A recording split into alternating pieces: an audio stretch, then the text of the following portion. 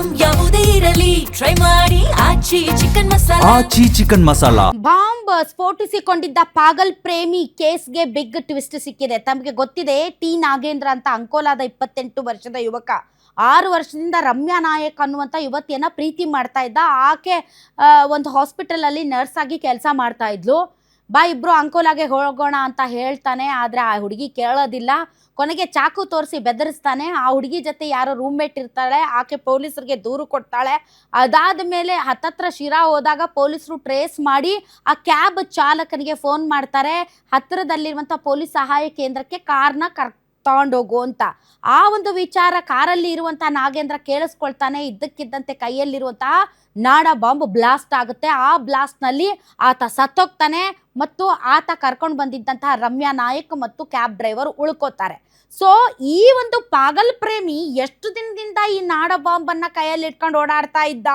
ಈ ಬಾಂಬ್ ಏನಾದರೂ ಜನನಿಬಿಡ ಪ್ರದೇಶದಲ್ಲಿ ಸ್ಫೋಟ ಆಗಿದ್ದಿದ್ರೆ ಎಷ್ಟು ಜನ ಸತ್ತೋಗ್ತಾ ಇದ್ರು. ಈತನಿಗೆ ಈ ನಾಡ ಬಾಂಬ್ ಹೆಂಗ್ ಸಿಕ್ತು? ಅನಧಿಕೃತವಾಗಿ ನಾಡ ಬಾಂಬ್ ತಯಾರಿಸುವವರು ಎಲ್ಲೆಲ್ಲಿದ್ದಾರೆ? ಈತ ಅಂಕೋಲಾದವನು. ಅಂಕೋಲಾ ಸುತ್ತಮುತ್ತ ಎಲ್ಲಿ ಹೇಗೆ ಈ ಒಂದು ಲಿಂಕ್ ಇದೆ ಅನ್ನೋದಕ್ಕೆ ಸಂಬಂಧಪಟ್ಟಂತೆ ಈಗ ಒಂದು ರೋಚಕವಾದಂತಹ ಮಾಹಿತಿಗಳು ಲಭ್ಯವಾಗ್ತಾ ಇದೆ. ಬಾಂಬರ್ ಲವರ್ ನಾಗೇಂದ್ರಗೆ Ankola link. Definitely is from Ankola link ಇದ್ದೇ ಇರುತ್ತೆ. ಉತ್ತರ ಕನ್ನಡ ಜಿಲ್ಲೆಯಲ್ಲಿ ರೆಡಿ ಆಗಿದೆಯಾ ಬಾಂಬ್ಗಳು? ಸೊ ತನ್ನೂರಿನ ವ್ಯಕ್ತಿಗಳೇ ನಾಗೇಂದ್ರಗೆ ಬಾಂಬ್ಗಳನ್ನ ಕೊಟ್ಟಿದ್ರಾ?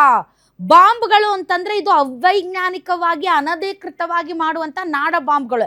ಎಸ್ಪೆಷಲಿ ಉತ್ತರ ಕನ್ನಡ ಜಿಲ್ಲೆಯಲ್ಲಿ ಈ ಒಂದು ಹೊಳೆ ಅಥವಾ ನದಿಯಲ್ಲಿ ಈ ತರದ ಕೆಲವೊಂದು ಜಿಲೆಟಿನ್ ಕಡ್ಡಿಗಳನ್ನ ಹಾಕಿ ಸ್ಫೋಟಿಸಿ ಹೊಳೆ ಮೀನು ಹಿಡಿತಾರೆ. ಆ ಥರದ್ದ ಅಥವಾ ಇನ್ನೊಂದು ಥರದ ಅನ್ನೋದಕ್ಕೆ ಸಂಬಂಧಪಟ್ಟಂತ ಒಂದು ಬ್ರೇಕಿಂಗ್ ನ್ಯೂಸ್ ಬರ್ತಾ ಇದೆ, ಬನ್ನಿ ನೋಡೋಣ.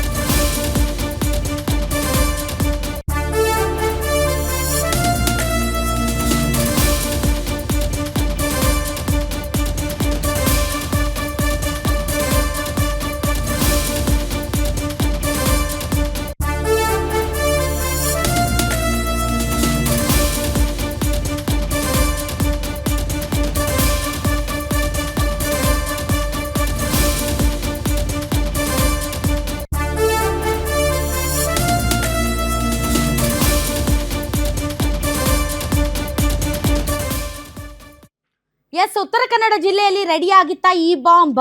ಹಾಗೆ ನೋಡಿದ್ರೆ ಈ ಬಾಂಬನ್ನು ಆತ ಎಷ್ಟು ದಿನದಿಂದ ಜೊತೆಲೇ ಇಟ್ಕೊಂಡು ಓಡಾಡ್ತಿದ್ನೋ ಏನು ಕಥೆನೋ. ಎಲ್ಲಾದರೂ ಜನನಿಬಿಡ ಪ್ರದೇಶದಲ್ಲಿ ಬಾಂಬ್ ಸ್ಫೋಟ ಆಗಿದ್ದಿದ್ದರೆ ಪರಿಸ್ಥಿತಿ ಏನಾಗಬೇಡ.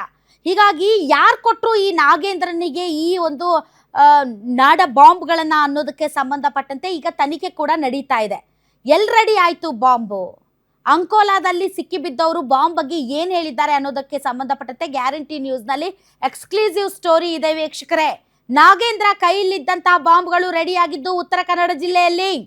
ಬಾಂಬ್ ರೆಡಿ ಮಾಡಿ ನಾಗೇಂದ್ರನಿಗೆ ಕೊಟ್ಟಿದ್ರು ತನ್ನೂರಿನ ವ್ಯಕ್ತಿಗಳು. ಘಟನೆ ಸಂಬಂಧ ಈಗಾಗಲೇ 4 ವಶಕ್ಕೆ ಪಡೆದಿದ್ದಾರೆ ಅಂಕೋಲಾ ಪೊಲೀಸರು.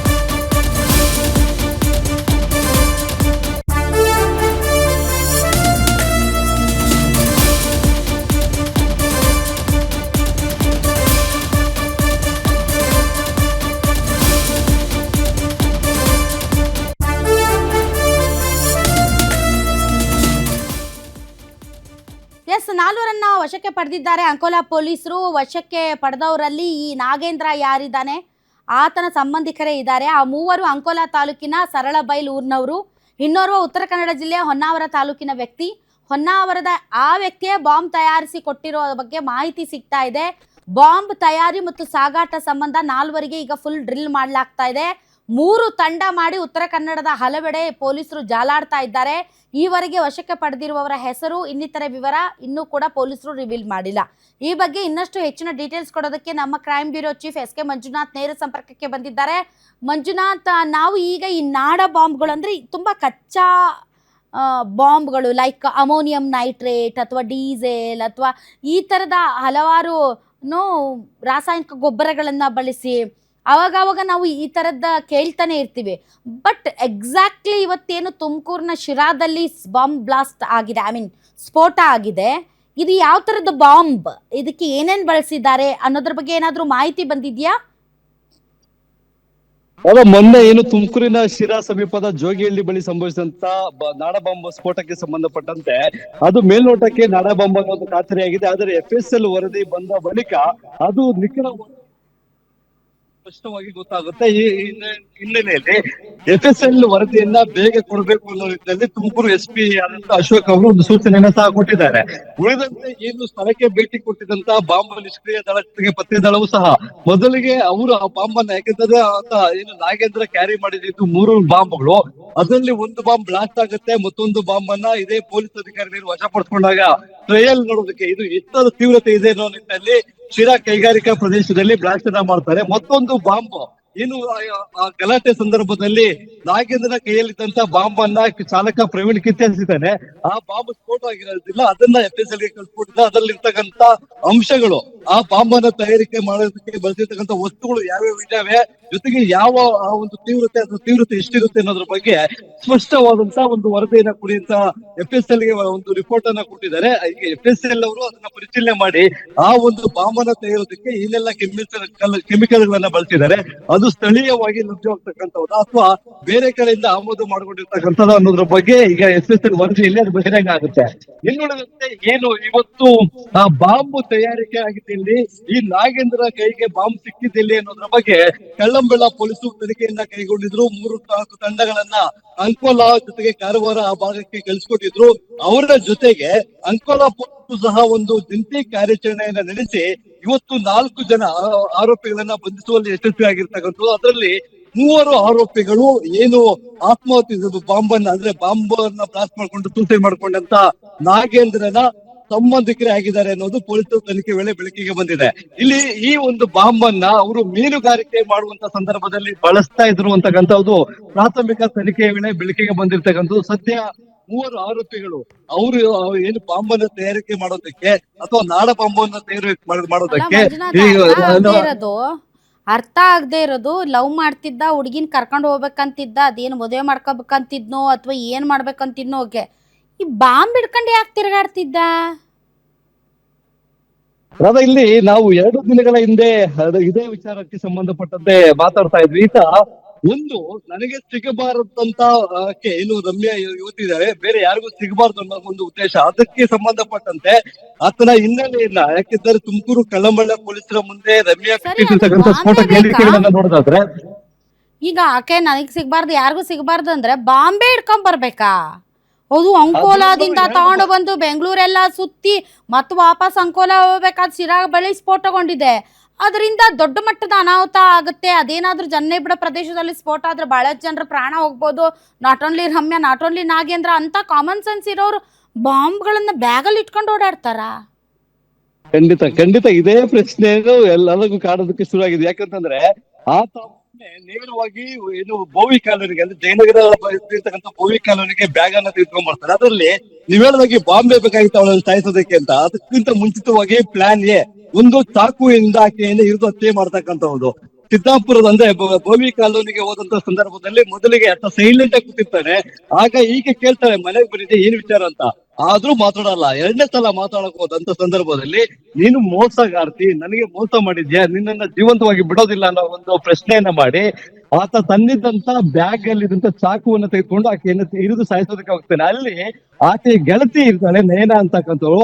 ಆಕೆ ಅವ್ಳನ್ನ ತಡೆದಂತ ಸಂದರ್ಭದಲ್ಲಿ ಈಕೆ ಒಪ್ಕೊಂತಾಳೆ, ಅವಳಿಗೇನು ಮಾಡಬೇಡ, ನಿನ್ನ ನಡುವೆ ಇರ್ತಕ್ಕಂತ ಜಗಳ ನಾವು ಬಗೆಹರಿಸ್ಕೊಬೇಕು. ಆ ನಯನ ಅಂತ ಕದ್ರು ನನ್ನ ಕ್ಲಾಸ್ ರೂಮ್ಮೇಟ್, ಅವಳ ಮೇಲೆ ಯಾವ್ದೇ ರೀತಿ ಇರುವಂತ ಅಲ್ಲೇ ಮಾಡೋದಕ್ಕೆ ಹೋಗ್ಬೇಡ, ಅವಳ ಜೀವಕ್ಕೆ ಏನು ಮಾಡಕ್ ಹೋಗ್ಬೇಡ, ನಾನು ನಿನ್ನ ಜೊತೆ ಬರ್ತೀನಿ, ಮದುವೆ ಆಗ್ತೀನಿ ಅಂತಕ್ಕಂತ ಒಂದು ಮಾತನ್ನ ಹೇಳ್ತಾನೆ. ಆದ್ರೆ ಮಾರ್ಗ ಮಧ್ಯದಲ್ಲಿ ಪೊಲೀಸರು ಚಾಲಕರಿಗೆ ಕರೆ ಮಾಡಿದಾಗ, ನಾನು ಸಿಕ್ಕಿ ಬೀಳೋದಂತೂ ಗ್ಯಾರಂಟಿ, ನಾನು ಜೈಲ್ಗೆ ಹೋಗೋ ಬದಲು ಜೀವಂತವಾಗಿ ಇರೋದು ಬೇಡ, ನಾನು ಮೊದ್ಲೇ ಹೇಳ್ತಾ ಇದ್ದೆ, ದಾರಿ ಉದ್ದಕ್ಕೂ ಹೋಗಿ ಮಾತಾಡ್ಕೊಂಡು ಹೋಗ್ತಾ ಇರ್ತಾರೆ, ಊರಿಗೆ ಹೋದ್ಮೇಲೆ ಒಟ್ಟಿಗೆ ಸಾಯೋಣ, ಇಲ್ಲೆಲ್ಲರೂ ಸತ್ರೆ ನಮ್ಮ ಶವಗಳು ನಮ್ಮ ಪೇರೆಂಟ್ಸ್ ಸಿಗೋದಿಲ್ಲ ಅನ್ನೋ ರೀತಿಯಾಗಿ ಬಟ್ ಮಾತಾಡ್ತಾರೆ. ನನಗೆ ತುಂಬಾ ಆಶ್ಚರ್ಯ ಆಗ್ತಾ ಇರೋದು, ಈಗ ಅವನಿಗೆ ಎಲ್ಲ ಅಂಕೋಲದಲ್ಲಿ ಮಾಡ್ಕೊಟ್ರೋ ಹೊನ್ನಾವರದಲ್ಲಿ ಮಾಡ್ಕೊಟ್ರೋ ತಾವೇ ಹೇಳ್ದಿರುವಾಗ, ಈಗ ಮೀನ್ ಹಿಡಿಯೋದಕ್ಕೆ ಬಹಳ ಜನ ಈ ತರದ್ದು ಏನೇನೋ ಮಾಡ್ತಾ ಇರ್ತಾರೆ ಪ್ರಯೋಗಗಳನ್ನ ಅವೈಜ್ಞಾನಿಕವಾಗಿ ಮತ್ತು ಯಾವುದೇ ರೀತಿಯಾದಂತಹ ಜ್ಞಾನ ಇಲ್ದೇನೆ ಮಾಡ್ತಿರ್ತಾರೆ, ಮತ್ತು ಅವುಗಳನ್ನ ಹೊಳೆಯಲ್ಲೋ ಅಲ್ಲೋ ಇಲ್ಲೋ ಹಾಕಿ ಮೀನ್ಗಿನ್ ಹಿಡಿತಿರ್ತಾರೆ, ಅಥವಾ ಎದಕ್ಕೋ ಬಳಸ್ತಿರ್ತಾರೆ, ಅಥವಾ ಏನು ಕಲ್ಲು ಹೊಡೆಯೋದಕ್ಕೋ ಅದಕ್ಕೋ ಇದಕ್ಕೋ ಜಿಲೆಟಿನ್ ಹಾಕೇನೋ ಮಾಡ್ತಿರ್ತಾರೆ. ಬಟ್ ಇವನು ಬಾಂಬ್ ಮಾಡಿ ಕೊಡೋದು ಅಂತಂದ್ರೆ, ಈತನ ಕೈಯಲ್ಲಿ ಬಾಂಬ್ ಕೊಡೋದಂದ್ರೆ ಇದು ಸರ್ವನಾಶ, ಅಥವಾ ಇದರಿಂದ ಏನಾದ್ರೂ ಒಂದು ದೊಡ್ಡ ಏನೋ ಪ್ರಮಾದ ಆಗುತ್ತೆ ಅಂತ ಗೊತ್ತಿದ್ರು ಕೊಡ್ತಾರ ಬಾಂಬು ಕೈಯಲ್ಲಿ, ಅಥವಾ ಈತ ಎದಕ್ಕಿಸ್ಕೊಂಡ, ಯಾಕೆ ಕೊಟ್ರು, ಏನೋ ಬಹಳ ವಿಚಿತ್ರ ಇದೆ ಅಪ್ಪ.